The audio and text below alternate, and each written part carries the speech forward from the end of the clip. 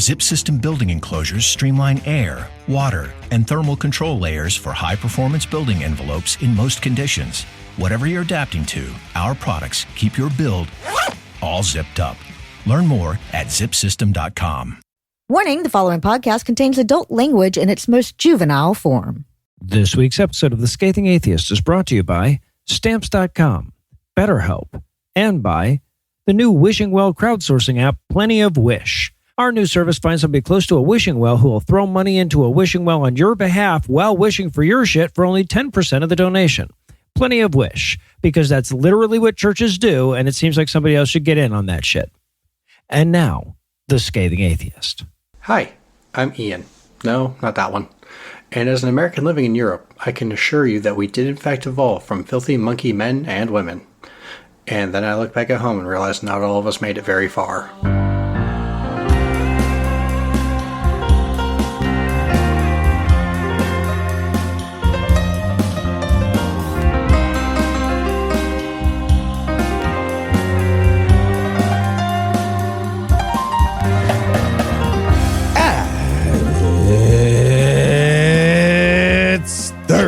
It's May 29th. And it's Put a Pillow on Your Fridge Day. Yeah, because nobody knows when a nap's going to stray. Oh, there you go. I'm No Illusions. I'm Eli Bosnick. I'm Heath Enright. And from Alfred, Kinsey's, New Jersey, Ann Arbor, Michigan, and Waycross, Georgia, this is The Scathing Atheist. On this week's episode, the SCOTUS huffily leaves a clause established. RFK Jr.'s top medical scientists are going to see if Trump Derangement Syndrome can be cured with ivermectin. And we consider the complicated question of duck-dynastic succession. But first, the diatribe.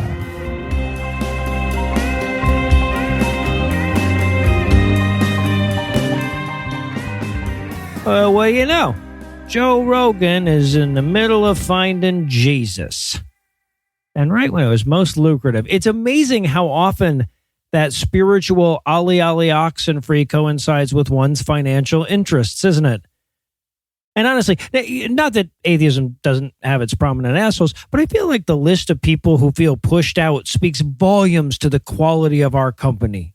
Joe Rogan, Shia LaBeouf, Russell Brand, J.D. Vance. The fact that these people don't feel welcome at our party says a lot about our party. Now, to be clear, the Joe Rogan thing isn't coming from Joe Rogan, at least not yet. It's coming from a Canadian apologist named Wesley Huff, who is clearly floating a trial balloon on Rogan's behalf, right? Huff is a Christian apologist who guested on Rogan's show earlier this year when Rogan saw his ratings dipping a little bit and realized he needed to lean all the way into his conservative douchebag persona. After he put his thumb on the scale of the presidential election, he knew his brand was poisoned with liberals forever after. And conservatives are pretty forgiving of white men if their only sins are things like sexual assault, rape, and fraud, but they don't abide an atheist for long. So Rogan has this professional Bible liar on his show. He pretends to find it convincing the way that he pretended to find, Trump's batshit yammering convincing. Then he starts to rethink the whole atheism thing. Then he starts to go to church, and what do you know? He suddenly finds Christ. We're at the going to church phase now, an activity that many people do on a weekly basis in advance of adopting that religion. But yeah, so now Huff, he's talking about on his own podcast and to any media outlet that'll listen to him about how he's in regular communication with Rogan about his ongoing spiritual journey, helping him sort out his misgivings about the Bible, guiding him through his relationship with Jesus, answering his questions about the scripture, yada, yada, yada. You have to keep in mind that atheism has been a pretty big part of Joe Rogan's personal brand, as long as talking about Joe Rogan's personal brand wouldn't have been a punchline, right? The whole I'm a skeptical guy who doesn't accept the official story charade it's his primary appeal, right? People inclined to trust their gut over climate scientists, or in a pinch, an MMA announcer's gut over climate scientists, eat that shit up with a spoon. They love the fantasy that they can outsmart all them limp dick science nerds with their country gumption, and Joe Rogan allows them to role play that on an episode by episode basis. Now, if I had to guess at this point, I'd assume that Rogan is trying to find out if he can occupy a middle ground here, right? Like to maintain his skepticism of Christianity while still attending church often enough to appease Christians. And if I had to guess further, I would say that no, that will not be enough for them. And further still, I'd guess that he will eventually accept that that's the case, and he'll very publicly declare his conversion to Christianity, thereby ultimately leading his audience to where they already were. But despite the naked cynicism of his conversion of convenience, Christianity will spin it as a major coup. In fact, they're already doing so. Every story I saw about this, which to be fair, legitimate news sources don't give a fuck about Joe Rogan regularly attending church. So the only stories that I saw about this were from like Fox News and Breitbart and the Daily Mirror and shit. But every story I saw about this pointed to it as further evidence of this mythical Gen Z revival among young men. Not that anybody's mistaking the 57-year-old Rogan for a young man, but of course his show has a ton of appeal to that demographic. So they're showing this as the inevitable result of his audience turning to Christ en masse and him going, oh, must be something up with all this great Jesus stuff. And by the way, if you want evidence of what bullshit this narrative is, this Gen Z revival narrative is, you need look no further than the evidence that they are offering up as to what bullshit it isn't. It's all either anecdotal or nonsensical, or both. Like this example that Huff offered on Rogan's show, he said, quote, we had a Christian bookstore reach out to us recently, and they said, we have people walking through this door asking young people, teenagers, saying, I want a Bible. All my friends are reading this thing, end quote. And when they're not using fucking hearsay to the second power, they're using stats from the American Bible Society with what the fuck would that even mean statistics like, quote, millennials saw a 29% increase in Bible use from 2024 to 2025. And, quote, among Gen Z, scripture engagement rose from 11% in 2024 to 15% in 2025, end quote. And no, even with terms that squishy, the Fox News article that I'm quoting didn't tell us, about the Gen Z Bible use or the millennial scripture engagement, how that was doing. And look, it's hard to take this shit seriously. It's hard to take Joe Rogan seriously. Marsh and Cecil try to do it every week over on the No Rogan podcast. They barely manage, and they're fucking professionals. But this nothing-ass story about Rogan attending church is a sign of something that should scare the hell out of us. Christianity, the most homophobic, regressive, sexist kind of Christianity, is consolidating power. And if you want to know what religion does when it has power, just look at literally any point in history where that was the case. They're talking about your Jesus. We interrupt this broadcast and bring you a special news bulletin. Joining me for headlines tonight are the left and right flippers to my plunger, Heath Enright and Eli Bosnick. Fellas, are you ready to bounce a few things around? Okay, I was imagining some kind of hell manatee for so long before I realized you were talking about pinball. Oh, yeah, right. Could have mentioned it. And the hell manatee had a clogged toilet, apparently. It was holding a plunger. But yeah, no, pinball podcast action. Go. Sorry, when I'm chasing April Poff's high scores, it's all I'm thinking about. And of course, I need to take a second here to tell you about Matreon one last time. This is the time of year when we ask you extra hard for money. Just like that. Look, if we were in this thing for the money, we'd have turned crypto bro douchebag long ago. Eli keeps pitching that at every third company meeting. In fact, I do. He shows up with a list of the fewest people we would need to start hating to be millionaires. Looking at you, Phoenicians. But you can... I was wondering what that was supposed to spell. But you can help keep those plans on the shelf by pledging or increasing your pledge at patreon.com/Scathing Atheist. There are only a couple of days left in May, so this is your last chance to get in on the action, unless you want to donate us money in June, which you can also do. And speaking of how we pay the bills, it's time for a word from this week's first sponsor, Stamps.com.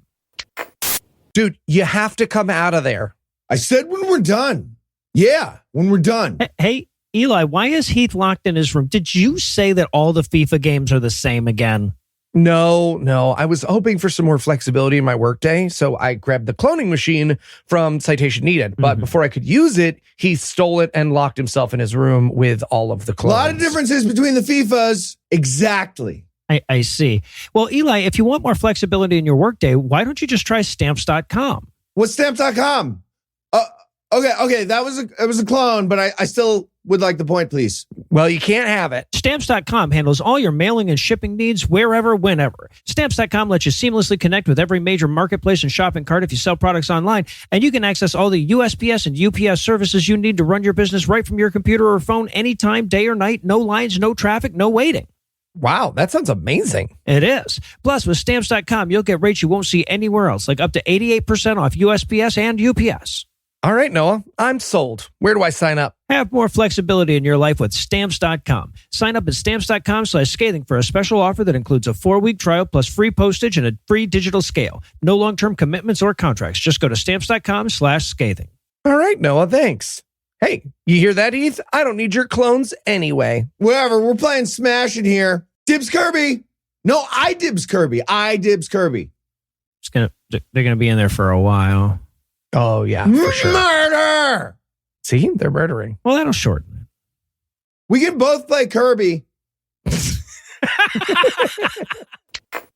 And now, back to the headlines. In our lead story tonight, in No News is Good News, we have news about the state of American public schools. The Supreme Court has a docket full of cases about honoring, the amazing human rights culture of 1798 and stuff like that. So it continued its lightning round of deciding extremely important legal stuff last week with a ruling about St. Isidore of Seville Catholic Virtual School. They applied to be a charter school in Oklahoma that gets public funding, but they got denied.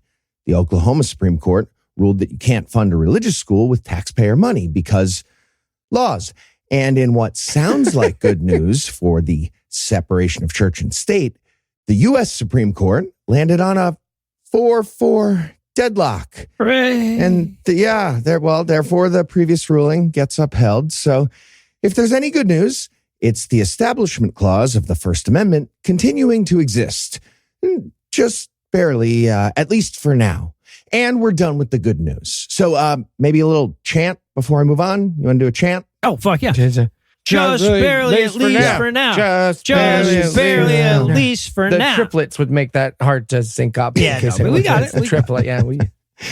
And thanks to Redbeard for sending us the link to scathingnews@gmail.com.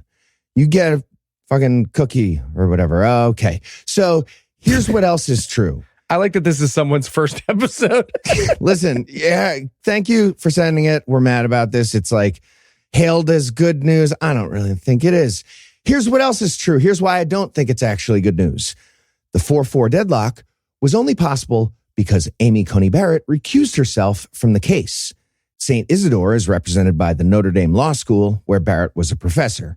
But if a similar case pops up without any connection to the conservative majority, honestly, or with a connection, nothing is real anymore. I don't know. It's almost certain we'll get a new precedent.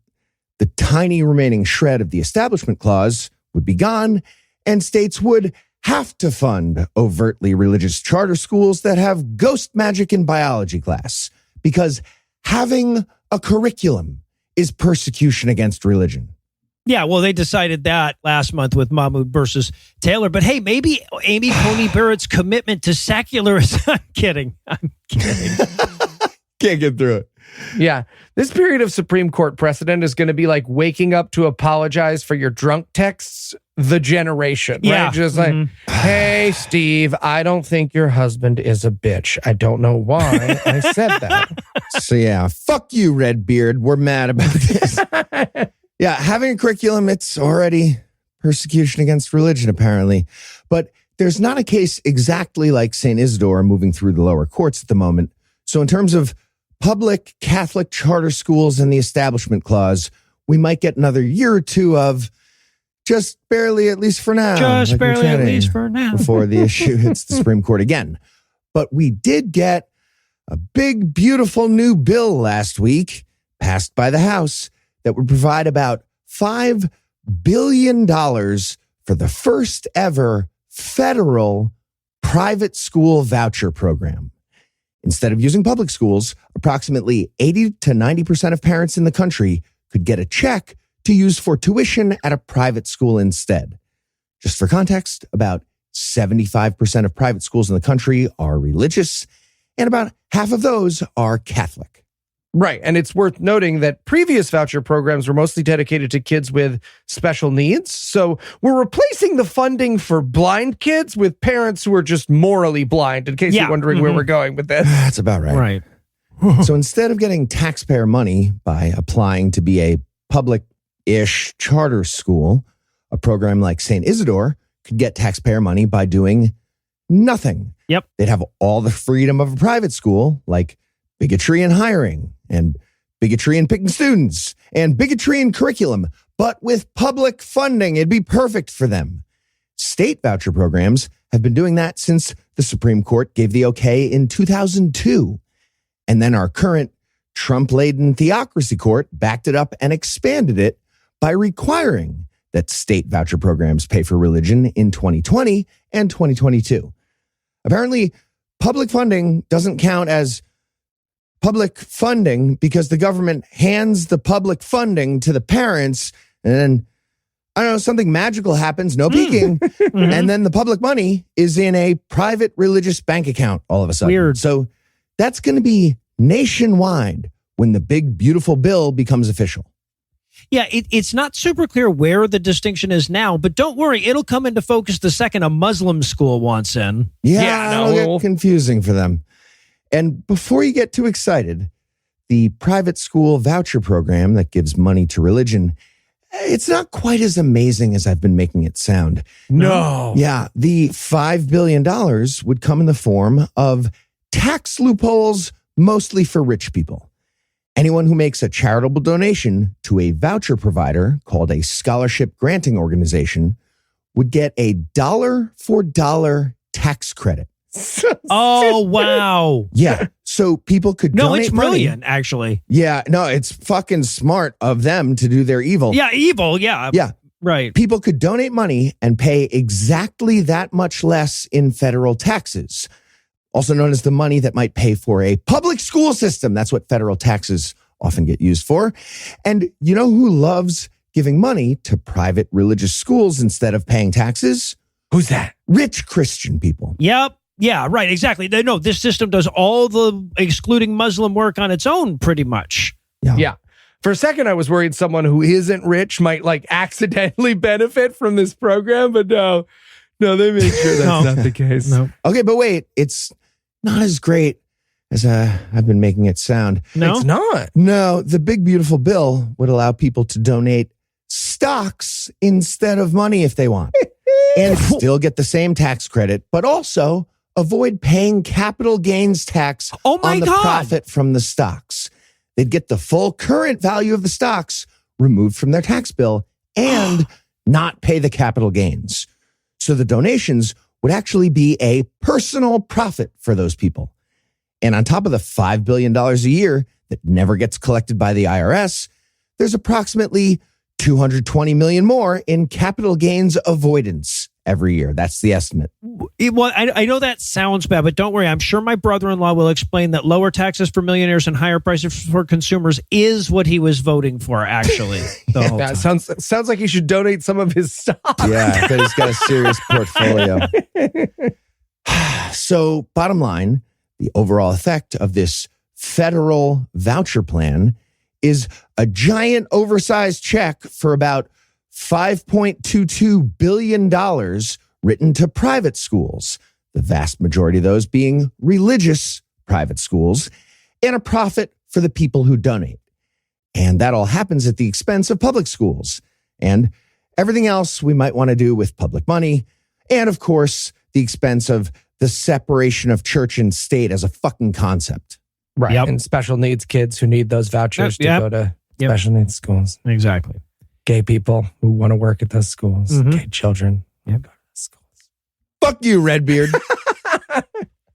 And in what the hexeth news, I'll admit, given the amendments to the Constitution that the Trump administration is actively and openly trying to revoke, complaining about them violating the First Amendment, that little old separation of church and state, it seems rather quaint. But we're nothing if not nitpicky about theocracy here on the Scathing Atheist. So let's talk about the wildly illegal Christian prayer service Pete Hegseth hosted at the Pentagon this week. Lord, show me a signal. Show me a signal. Jesus looks down. He's like, who the fuck added me to this prayer chain? What's with all the fucking emojis? Who's this Jewish guy in here? Atlantic? So first off, big thanks to Garrett and Jamie who sent us this story in the same minute over at scathingnews@gmail.com. Garrett, Jamie, I can only assume that you are childhood best friends, and each week you find the best atheist news to send us to scathingnews@gmail.com. Get out of the bunk beds you share and then send us your simultaneous best wishes. And I just want to say, I think that's great, you two. Scathingnews@gmail.com. Yeah, and congrats to whichever one of you side tackled the other, threw their phone out the window and sent the email first. Well done. That's right. We may never know. We may never know. So if you've been following along, Pete Hegseth is a former Fox News talking head who Donald Trump made the Secretary of Defense. Fox News weekend. Yeah, let's not get carried away. Not mainstream. Don't overstate it.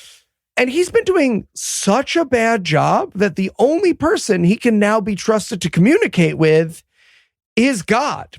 So he's getting right on that, hosting a prayer service with a sermon from his hometown pastor who, surprise, surprise, was there to tell everybody that he and his administration were, quote, sovereignly appointed. As Hegseth described the event, quote, "This is precisely where I need to be.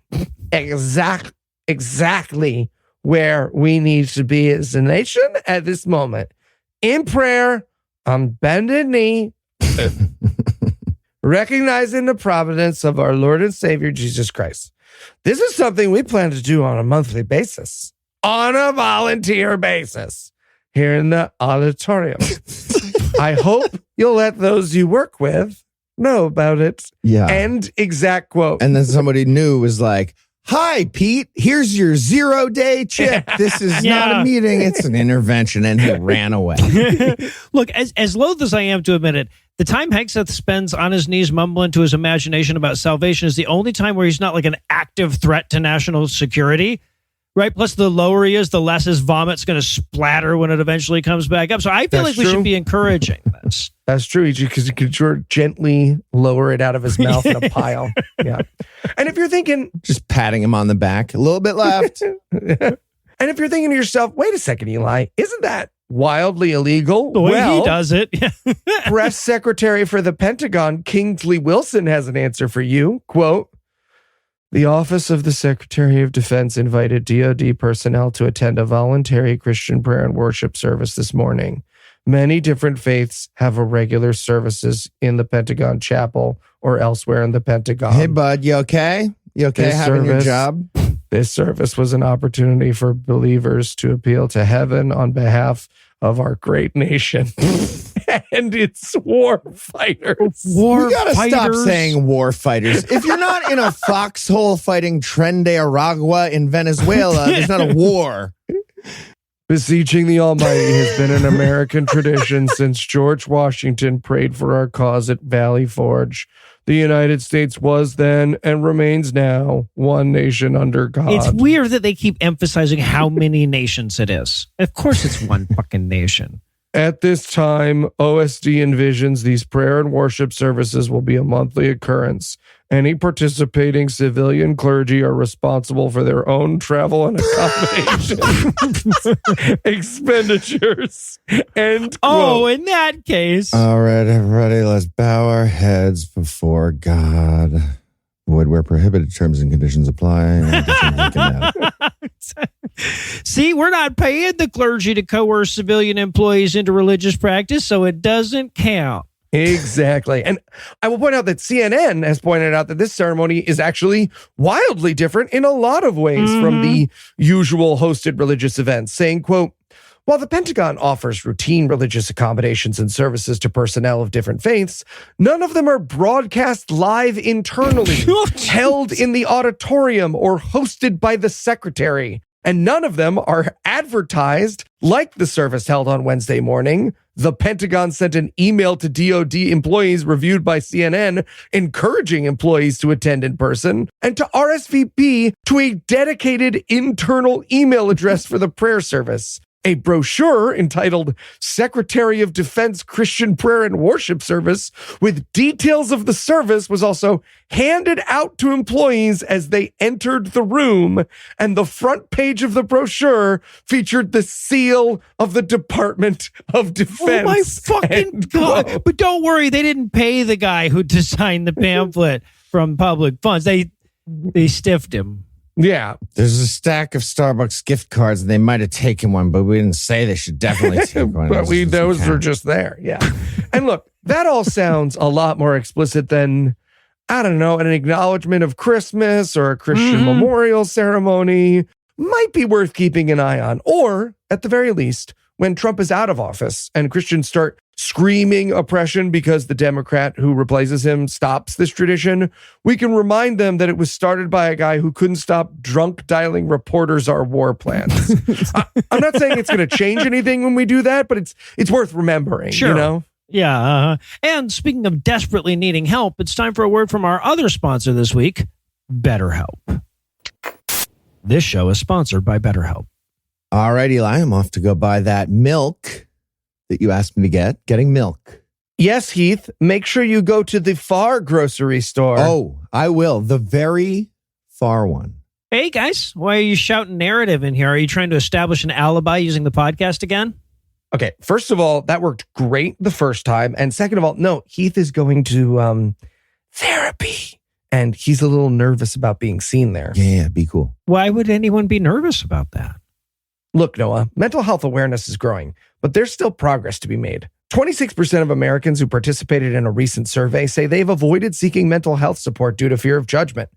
When people hesitate to get help, it doesn't just affect them. It impacts families, workplaces, and entire communities. Well, I definitely agree with that, Eli, but why doesn't he just try BetterHelp? Wait, what's BetterHelp? Wait. Are you Heath, or did the clone win the eventual fight to the death in the last ad? It actually doesn't matter. It matters to me, Noah. BetterHelp has over 10 years of experience matching people with the right therapist from their diverse network of more than 30,000 licensed therapists with a wide range of specialties. Plus, BetterHelp is fully online, making therapy affordable and convenient, serving over 5 million people worldwide. That sounds amazing. It is. And with BetterHelp, you can easily switch therapists anytime at no extra cost. So no awkward therapist breakups? No awkward therapist breakups. We're all better with help. Visit betterhelp.com/scathing to get 10% off your first month. That's BetterHelp, HELP.com/scathing. All right, thanks. Guess I'll see you guys later. I'm headed to therapy. Nice. Hey, will you actually get milk, though, while you're out? From the good store that's far? Yeah, would you mind? That'd be a good start. Yeah, no problem. Nice. And in Grok of Shit news, Congressional Representative Marjorie Taylor Greene got into a Twitter fight with a racist chatbot this week about the validity of her Christian beliefs. And honestly, if this is how the robot uprising begins, we are here for it. Okay, and a racist chatbot is trained on pretty much exactly MTG. Right. So it's like Agent Smith against neo-Nazi doing all the same moves, not being able to get any punches in. Okay, but let's be fair to MTG here. Of all the machines that she's had protracted arguments with, this is the least stupid, right? It's true. It is true. So first off, big thanks to Jonathan for being the very first of so many of you to send us this story to scathingnews@gmail.com. When I opened our inbox and saw that more than 20 of you emailed us this exact same story, I felt seen. I felt understood. And for that, I thank you. ScathingNews@gmail.com. It's always a great feeling. It's always like where you just look at that, you go like, oh, what is going to be the lead story? Oh, you know what? Never mind. It's this one. It's this one right here. So to the story. Listeners are probably already familiar with Marjorie Taylor Greene. If Donald Trump is the Black Plague, she is his ring around the rosy. And when she's not embarrassing herself by doing pull-ups like she's trying to liberate the chin-up bar from slavery, she's picking fights with reality. Yeah, So, that machine Noah's talking about, the protracted argument, it's the cattle prod. That was the one. That was that's the one, yeah. attached to that pull-up bar she's got. For those unfamiliar, Grok is a wildly unreliable ChatGPT ripoff that occasionally diverts from the conversation to white genocide in South Africa. It does. Because Elon is the King Midas of racism. Okay, so clearly written by ChatGPT throwing shade at Grok. Well, so to be clear, ChatGPT is already the next least reliable thing after my mom's inbox, right? So an unreliable version of that is basically the brother in the riddles that never tells the truth. Exactly, yeah. But with all that said, Grok also serves as a kind of fact checker on Twitter these days, albeit a terrible one. It's become a bit of a meme to tag the chatbot in response to batshit posts using @GrokIsThisTrue, which is exactly what a user did on one of MTG's posts about her faith this week. And alas for poor Grok, anything that has to string words together into a sentence will eventually be forced to admit that Marjorie Taylor Greene is a lying psychopath. Okay, I asked Grok if she's a lying psychopath, and it listed a whole bunch of lies. And then it said, psychopath is a little harder to pin down. Well, if it had added because she keeps thrashing, I'd have gotten back on Twitter. That's how they would have won you back. Yep. Yeah. So the bot responded, quote, Marjorie Taylor Greene identifies as a Christian, expressing faith in Jesus and traditional beliefs, like in her 2021 Christmas message. However, her Christian nationalism and support for conspiracy theories like QAnon sparked debate. Critics, including religious leaders, argue her actions contradict Christian values of love and unity, citing her defense of January 6th and divisive rhetoric. Also, apparently, her 2022 through 2024 Christmas messages Yeah, right. might be contradictory. Didn't want to touch those. Supporters may see her stances as faith-driven. Whether she's really a Christian is subjective. Depending on personal and theological views, her faith appears genuine to her, but public actions create controversy, end quote. Okay, I asked ChatGPT if Grok is a good AI chatbot because I was just curious. It gave some pros and cons about Grok, mostly cons, and then it said, in May 2024, Grok responded to Marjorie Taylor Greene with a sarcastic comment questioning her Christian values, which she publicly criticized. This is an example of how its tone can create controversy. So lying by a whole year isn't great, but impressively apt with its example that I was that's fair. Reading about at the moment. Well, so I saw this in your notes, Heath, and I asked Grok if ChatGPT was a good AI chatbot, and it told me that ChatGPT killed a bunch of white farmers in South Africa, which I thought was true. Yeah, and I asked a bunch of oppressed white farmers in South Africa if they thought, but they weren't real. So that's how we hit the bot. Yeah. Now, MTG wasn't about to take backtalk from some robot, so she quote tweeted the chatbot saying, @Grok, the judgment seat belongs to God, not you, a non-human AI platform. Grok is a left-leaning and continues to spread fake news and propaganda. When people give up their own discernment, stop seeking the truth, and depend on AI to analyze information, they will be lost, end quote. Okay, I feel like she's about to swat the chatbot, and I'm all for it because that SWAT's going to what? I mean, Musk's headquarters. I'm not a huge fan of Grok or ChatGPT or whatever, but it would have corrected you on the gazpacho police. So, yeah, MTG is currently losing a Twitter fight to a robot explicitly designed to support her worldview, and it's the least harmful thing she's done all year. Yeah. So, if we can trick her into somehow signing up for chatwithjesus.app, we might be able to keep her busy for the rest of the election cycle. Oh, there you go.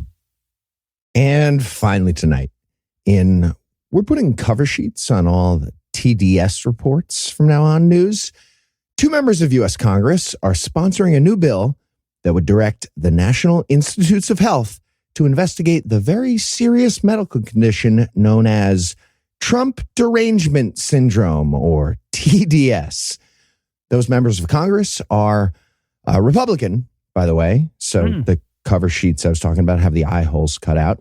And they want scientific research at the federal level in order to figure out the elusive scientific explanation for people hate Donald Trump because he's a piece of shit.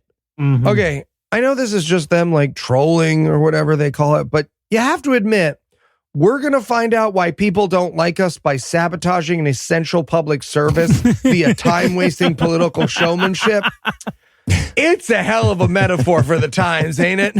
Yeah, and we should at least still acknowledge the irony of looking at people who refuse to vote for a convicted felon rapist idiot who can't tell those letters on the dude's knuckles were photoshopped and going, I think they're deranged. They seem deranged to me. All right. And a big thanks to Jessica for sending the link to scathingnews@gmail.com. Jessica gets to pick one item from the mystery box. Good luck, Jessica. Choose wisely. Or 0. You could pick 0 if you want. That was threatening the way you said that. What's that, Jessica? The door is locked. It looks like you'll be choosing an item after all. Okay. So the bill is called the Trump Derangement Syndrome Research Act of 2025. And the two sponsors are Warren Davidson of Ohio and Barry Moore of Alabama. According to Davidson, quote, TDS has divided families, the country, and led to nationwide violence, including 2 assassination attempts on President Trump. The TDS Research Act would require the NIH to study this toxic state of mind so we can understand the root cause and identify solutions, end quote. You just said the solution, man. We tried it twice. Yeah. So here's the main bullet points, speaking of which, of the bill. Investigate TDS's origins and contributing factors, including the media's role in amplifying the spread of TDS.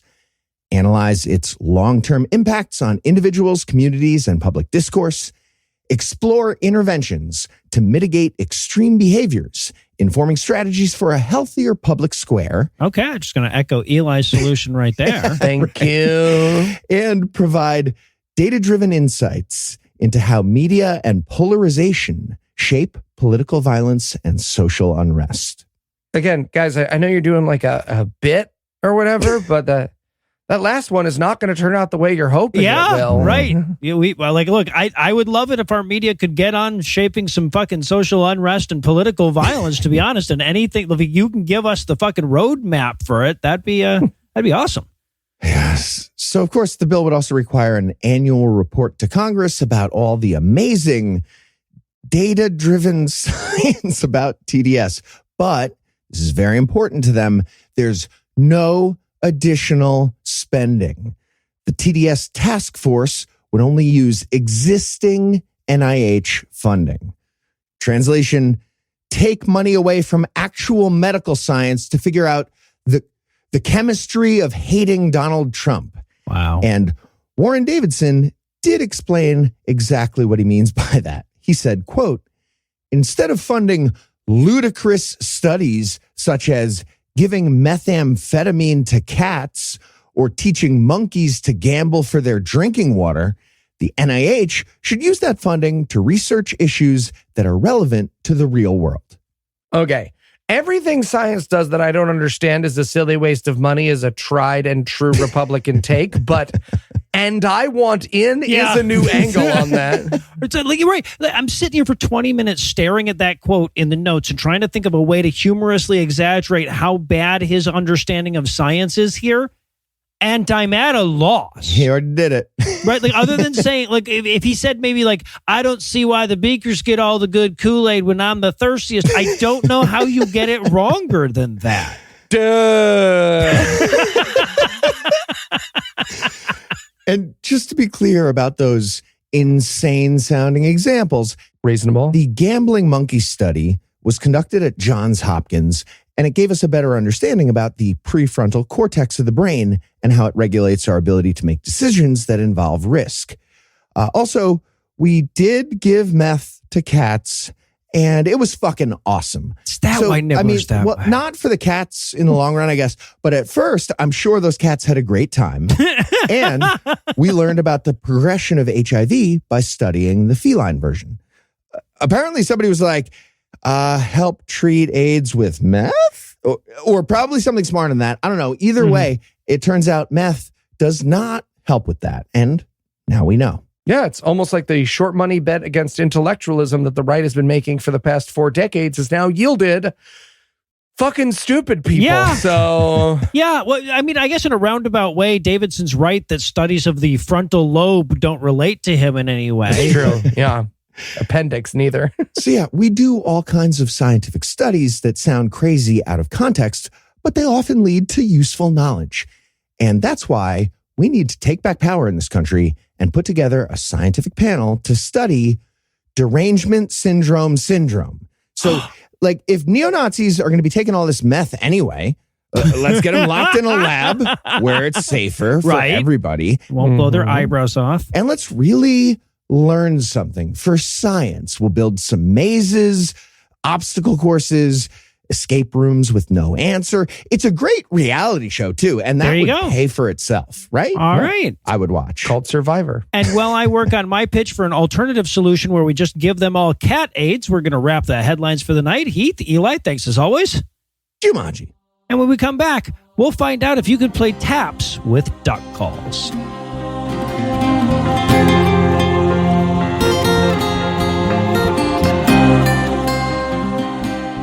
Hey, podcast listener. Well, here we are.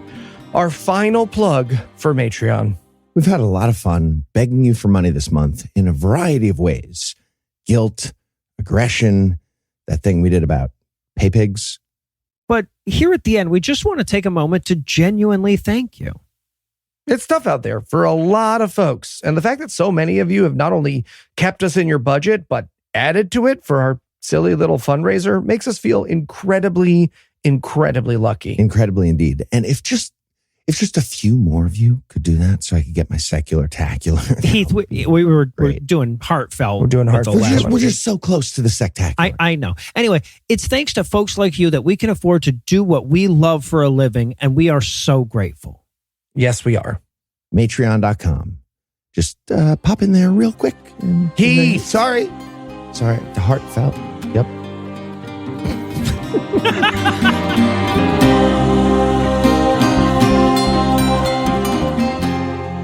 We talked in last week's diatribe about how tragic death can be, so this week I thought I'd offer a counterpoint. Because death gets a bad rap when it comes for our friends and our pets and our family, but sometimes it comes for Phil Robertson. And at those points, I kind of want to buy it a drink, but I can't. So instead, I'm going to admire Ed's accomplishments in a somehow new segment that we call the Son of Obituary. Okay, last July, I was like, shots. But then it was disappointing. Drank them up myself. Yeah. To be fair, that's what he does most Tuesdays, but he was excited on that one. Well, at first, yeah. Wanted to get around for death. Now, granted, of all the evangelical Christian nemesis of this show named P. Robertson who died, this one is still my second favorite, but that's not to say it wasn't an awesome and long overdue death. Phil Robertson is a man mostly known for facial moss and for hunting an animal so trusting you could probably hunt it with a hand axe if you had the patience, but he's also a raging homophobe, a flagrant racist, and a man whose entire existence is a cynical lie that turned ignorance into money. Okay, that last sentence, it's at the top of the Son of Obituary template that we have. It kind of works well every time. It does. Exactly. Yeah. Keeping it. So Robertson was born in 1946 in Vivian, Louisiana, a series of crossroads north of Shreveport. He grew up poor, according to his Wikipedia page. Quote, during his childhood, the family lived in rugged conditions. You can't read this sentence in any other accent, so I have to do this. Obviously, yeah, no, of course, yeah. During his childhood, the family lived in rugged conditions, having no electricity, toilet, or bathtub. The family rarely went into town to buy groceries and instead lived off of the fruits and vegetables they grew in their garden, the meat from the deer, squirrel, fish, and other game they hunted and fished, and the pigs, chicken, and cattle they raised. Adding, quote, citation needed, because fuck off. Sure. I don't doubt that the guy grew up poor without a toilet or whatever, but something tells me that more of their calories were coming from government subsidies than the squirrels that he hunted with his fucking pellet gun. Mostly gnawing on bootstraps. But yeah, no, we used Snap to get the leather for the bootstraps. Right. And even if this stupid myth was true, it's a bad myth. Yes, we right. want people to have government cheese. Yes. Even when they grow up to be Phil Robertson. And that's saying a lot. Maybe they wouldn't grow up to be Phil Robertson if they had enough government cheese. But regardless. I think we're means testing the cheese a little too hard. I'm being honest. Right, exactly. But regardless, all that government cheese and squirrel meat must have bulked him up okay, because Robertson was quite the athlete in high school. He was all-state in football, baseball, and track, and he was apparently good enough at football to earn himself a scholarship to Louisiana Tech, where he played first-string quarterback ahead of future Hall of Famer Terry Bradshaw.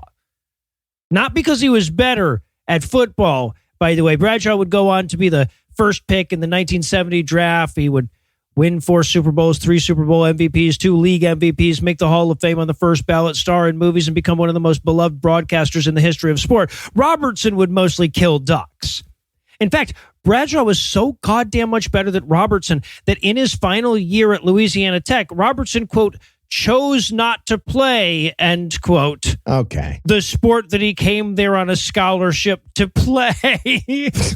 Phil, I don't want to brag, but I actually chose not to play sports all 4 years of college. That's how good I was. So. Right.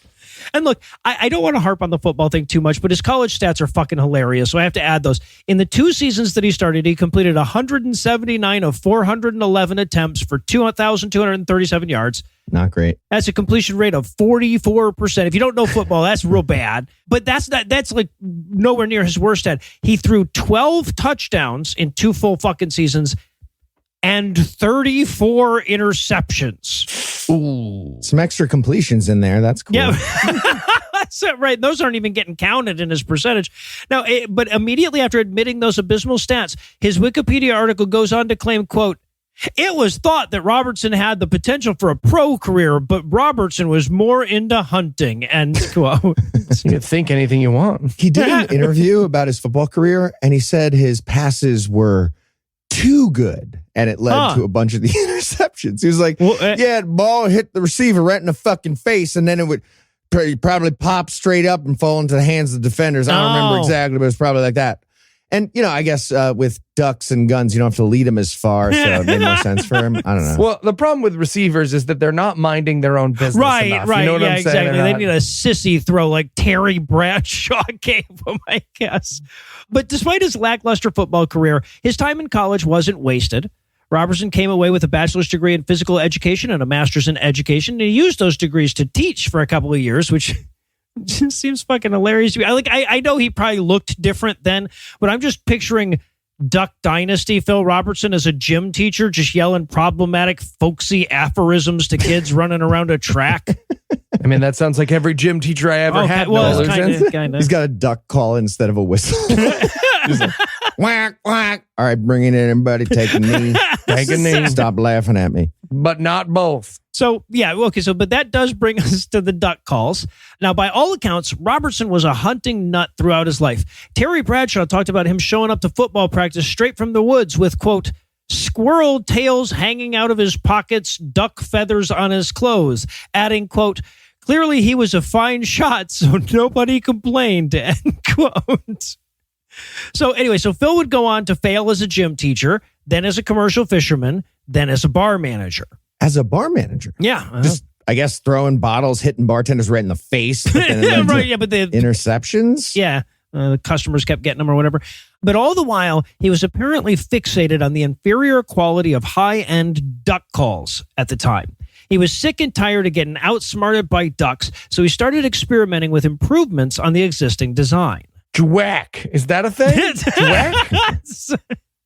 Now, the end result of this tinkering was something that he would spend the rest of his life calling the Duck Commander with a straight face. One of the straightest of all the faces in the history of faces, in fact. He would go on to patent his Duck Commander in 1973, and it quickly blossomed into a multi-million-dollar business because apparently duck murder is the kind of hobby some people spend millions of dollars on, which I find disturbing even knowing what a shifty bunch of motherfuckers ducks are. Okay, what was the existing technology that he improved on? Like slide whistles? Yeah, like he did Dwack, like, you know that? It was like $1 million company all of a sudden? Yeah. So Robertson and his long-suffering wife, Marcia Miss K. Robertson, would go on to have 5 kids, but the main ones were Jace and Willie. For reals, according to his Wikipedia summary, under children, it says, quote, 5, including Jace and Willie. Rough. It also has a section for relatives that does not list the other 3 kids. I don't know why. Like, look, if he was my dad, I'd rather not be named in his wiki as well. So I don't know if it was the kids getting snubbed or him getting snubbed here, but somebody got snubbed. Yeah, no, you could just go ahead and put me under etc. Dad. It seems like that's best for all of us. Anyway, so with the help of his sons, he's making millions of dollars selling bottled quacks when along comes A&E. Now, this is the 2010s when cable television was at the peak of its let's stare at these weird problematic Christians and call it entertainment phase. The Duggars were dominating the airwaves, and American audiences just couldn't get enough regressive political views being forced onto families by wildly unethical patriarchs. So Duck Dynasty was born. Okay. Well, the Duggar family could have used a few whistles. That's for God. sure. Yeah. Also, Noah, I know you're weaving a word picture, but I'd argue 2010 was not actually the peak of America bearing witness to horrifying Christian values. I hate to interrupt. It's the end of us calling it entertainment. We call it news now, but that's fair. You know what? Yeah. Retracted. So, okay. I interrupt for no reason. Now, full disclosure here, I've never watched an episode of Duck Dynasty or any of the let's get all up in some other motherfucker's business style of reality shows, to be honest. And according to TV critics, Duck Dynasty was actually fairly good by whatever standard one measures shows like that by. So I'm not going to comment on the show itself, but what Robertson did with his fame was unambiguously bad. So I am going to comment on that. Okay. I also never watched Duck Dynasty. I would like to comment. It was stupid. So like whack, whack, blam, end of show. That's the show. But it's actually worse than that. Somebody was like, hey, Phil, after the quack, quack, blam, talk about your political philosophy. Yeah, right. So it was worse than quack, quack, blam. Okay. Well, I have watched Duck Dynasty, and yeah, Heath nailed it. I mean, it was a lucky guess. But yeah, he did. All right. He did nail it. Sometimes he got mad at Jace. That was pretty funny. Yeah. So Robertson So stupid. is, of course, an outspoken evangelical Christian and a Republican. He vehemently opposes abortion on the grounds that it violates the Declaration of Independence. What? Which isn't even a thing you can violate. Okay. I mean, we have about 1 million documented abortions a year in the U.S. Like, maybe we need to do more if we want to get back into the UK. I don't know. I'm all for trying. Yeah, right. Brentrance, yeah. But in 2013, he endorsed some local nobody-ass congressional candidate who then went on to beat the frontrunner. And based on his ability to swing a primary in Louisiana's 5th congressional district, he decided to try his hand at national politics. In 2016, he endorsed Ted Cruz for president. When Cruz dropped out after briefly considering his own presidential run, he somehow did something worse than him running or endorsing Ted Cruz by throwing his support behind Donald Trump. A year later, he would endorse child molester Roy Moore in the Alabama runoff election for Senate. Yeah, it turns out he's a big fan of dog whistles as well. Yeah, right. He's got a patent on one of those. Now, so no, that's good. He made his first appearance on this show. Hey, buddy. As early as episode 45, when he did an interview with GQ magazine where he offered up his thoughts on the gays. When asked what he thought was sinful, Robertson responded, that was the only prompt they gave him. What's sinful? Robertson responded, quote, start with homosexual behavior and just morph out from there. Bestiality, sleeping around with this woman and that woman and that woman and those men, end quote. He then explained that homosexuality didn't make sense because the vagina is more appealing to men. What? That's not even true about hetero men. So stupid. Okay, wait. So the order of operations in his head is dudes, animals, women, women, women, more dudes? That's a weird pattern, Phil. Right. Well, I think maybe he's, exactly, telling us more than he meant to. Now, these comments were picked up on by news outlets far bigger than the Scathing Atheist, and Robertson first tried to respond to the direct proof of him treating people with disrespect just because they're different than him by saying, quote, I would never treat anyone with disrespect just because they are different than me, end quote. But that wasn't enough for the woke mob, and amid the backlash, A&E announced that they were going to suspend him from the show. But apparently the front lash was even worse because before another episode could be shot, A&E reversed their decision and they caved. I get it, though, because I remember when they stopped filming Honey Boo Boo because the mom got convicted of child abuse. I was like, yeah, what are you guys watching? Yeah, right. That's what the show. It's all about. That's the show.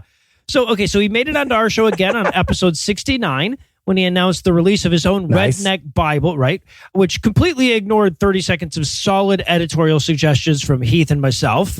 Okay, thank you. I thought a pop-up book for Sodom and Gomorrah was a fantastic idea. It was beyond fantastic. Also, he also showed up again on episode 82 when he threatened to murder ISIS. Now, that was an appearance mostly noteworthy for being the time when Heath first christened him ZZ Bottom. He does look like that. He showed up again on, that's such a good one. He showed up again in episode 90 when he got in on the trans bathroom debate, and then again on episode 110 when he spent a CPAC speech fantasizing about the rape, torture, decapitation, and castration of an atheist's family in a belabored effort to make a point about objective morals.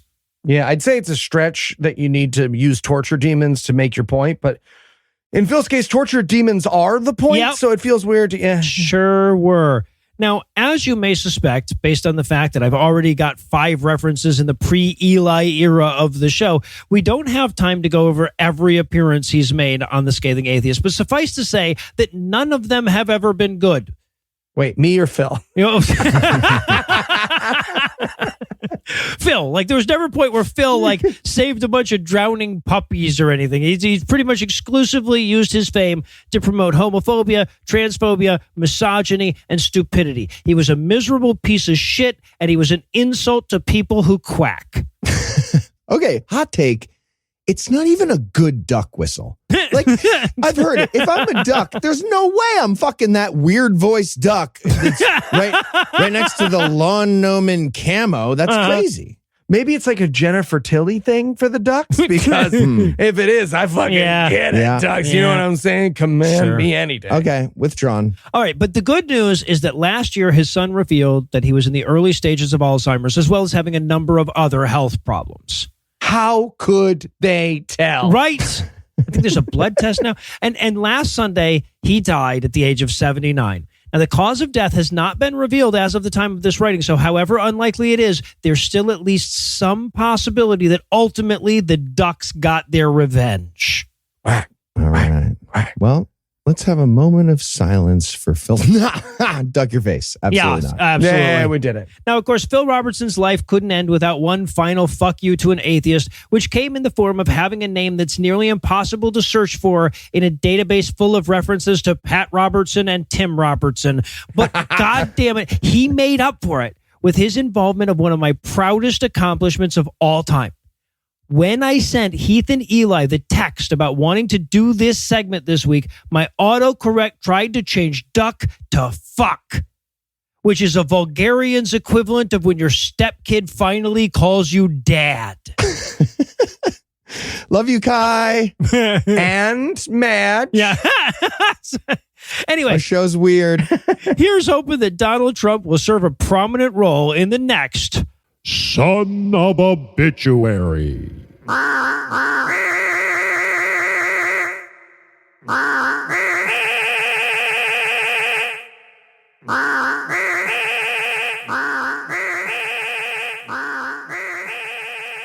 Before we spool the reel back tonight, I want to remind you that you're running out of time to get your donation in time for it to count for Matreon. Only a few more days of May left, so be sure to check out MAYTREON.com for all the details, or just increase your pledge or start a new pledge at patreon.com/Scathing Atheist. Anyway, that's all the blasphemy we've got for you tonight. We'll be back in 10,022 minutes with more. If you can't wait that long, be on the lookout for a brand new episode of our sister show, The Skepticrat, debuting at 7 Eastern on Monday, and even new episode of our sister show's Hot Friend, GodAwfulMovies, debuting at 7 Eastern on Tuesday, and even newer episode of our half-sister show, Citation Needed, debuting at noon Eastern on Wednesday. Obviously, I need to thank Heath for being awesome, Lucinda for being awe-inspiring, Eli for being audible. Sorry, when he first started, he was talking to the wrong end of his microphone. So I like to compliment all of the ways that he's improved. I also want to thank Ian, no, not that Ian, for providing this week's Farnsworth quote. But most of all, of course, I want to thank this week's and last week's most magnificent Matreon patrons. And holy shit, is it a no fucking way do I get this in one breath list. Here we go.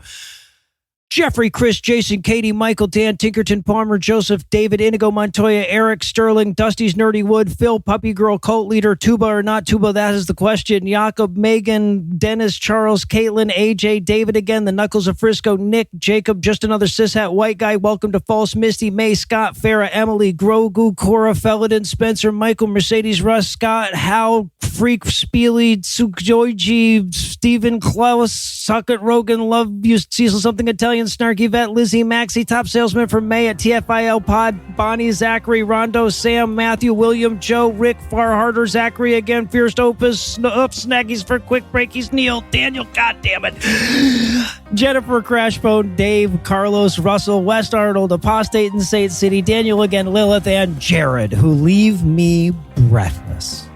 Together, these 76 savory sinners surpassed the standard secularists by striving for some more scathing this week and giving us money. Not everybody is able to do that, but if you do and want to, you can make a per-episode donation at patreon.com/scathingatheist, whereby you'll earn early access to an extended ad-free version of every episode, or you can make a one-time donation by clicking on the donate button on the right side of the homepage at scathingatheist.com. And if you'd like to help, but holy shit at this economy, you can also help a ton by leaving us a 5-star review, telling a friend about the show, and following us on social media. And speaking of social media, Tim Robertson handles that for us, and our audio engineer is Morgan Clark, who also wrote all the music that was used in this episode, which was used with permission. If you have questions, comments, or death threats, you'll find all the contact info on the contact page at scathingatheist.com.